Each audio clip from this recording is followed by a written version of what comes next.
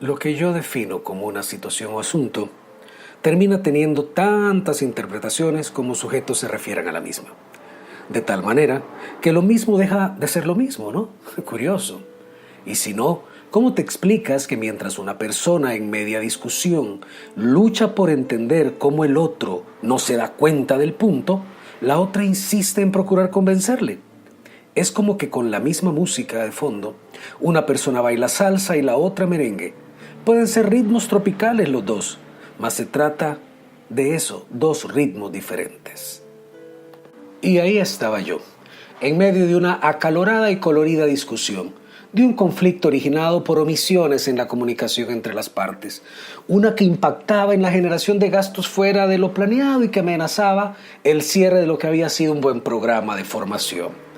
El error de procedimiento fue no convertir en una oferta la promesa que se había hecho, no dar claridad a los términos de referencia y con ello, pues, teníamos confusión respecto a responsabilidades en algo que era nuevo para todas las partes.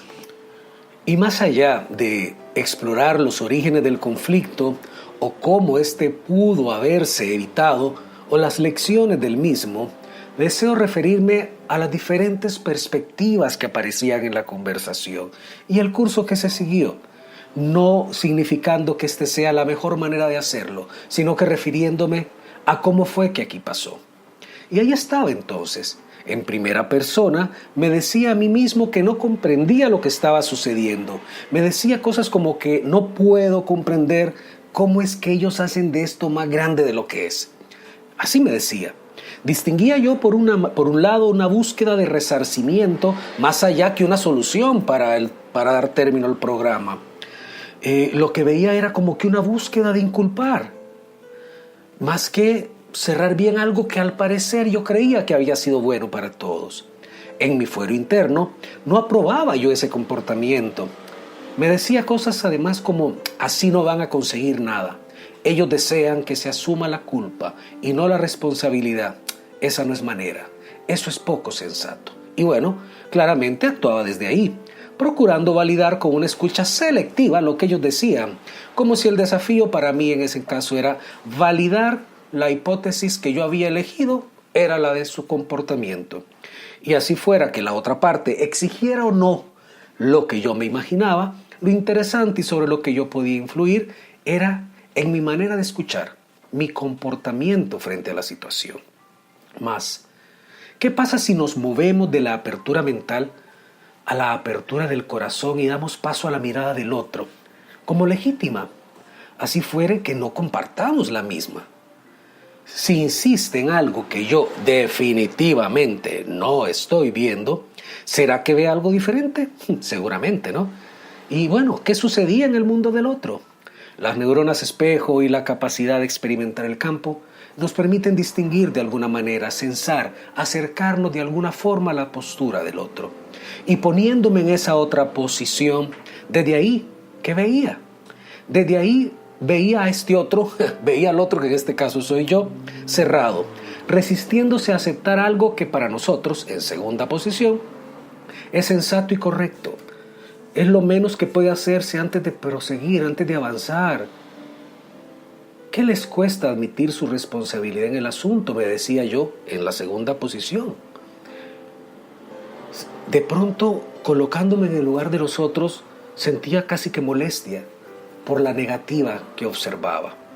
Negativa que en este caso tenía que ver conmigo, más que desde mi propia posición no daba cuenta de ello.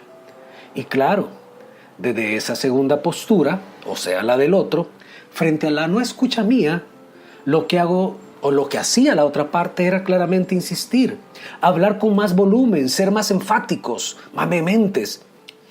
Y claro, se da un baile que es de lejos no virtuoso.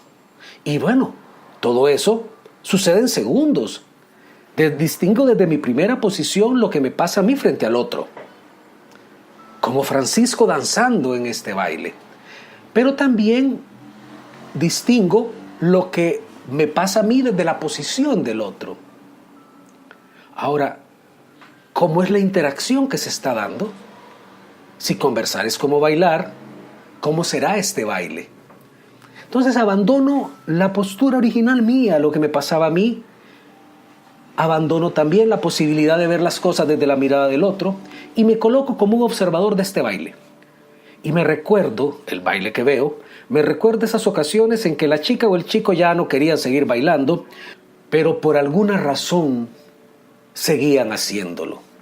Como que había algo más en juego que demostrar. O esas otras ocasiones en las que una de las partes proponía el paso y la otra se resistía a seguirlo y contraproponía. Y parecía cualquier cosa menos un baile virtuoso. ¿Hacia dónde iba el movimiento? ¿Cabe alguna mirada adicional de la situación? Yo creo que sí. Es posible hacer un vuelo imaginario en una especie de dron de las relaciones y desde ahí observar no solamente a cada uno de los actores, sino que también la interacción, pero todo como una parte de lo mismo, como un sistema. Y si lo segundo no debe estar por encima de lo primero, distinguir qué es lo más importante para el sistema como un todo, no para cada una de las posiciones, no solo para la interacción, sino que para todo el sistema. ¿Cómo establecer el orden entonces en este sistema? Visto desde la posición del vuelo del dron, parecía que el sistema estaba en un punto de alta tensión, de bifurcación posible.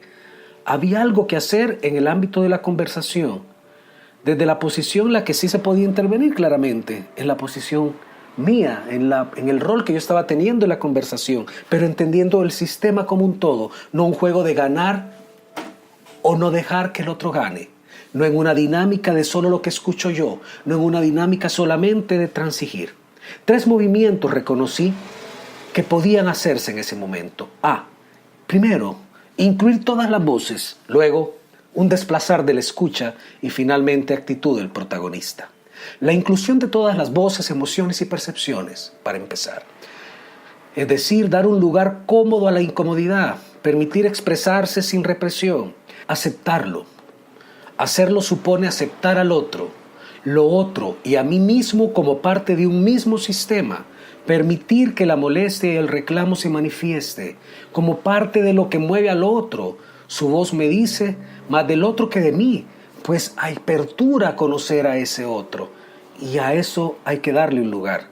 Hasta que no tenga esta voz un lugar dentro del sistema, no es posible movernos juntos. Luego, desplazar también la escucha. Entendido esto como movernos de una escucha evaluativa y transaccional hacia una escucha generosa del otro y de las posibilidades. Parafraseando al profesor Otto Scharmer, generar apertura de mente, apertura de corazón y voluntad de acción.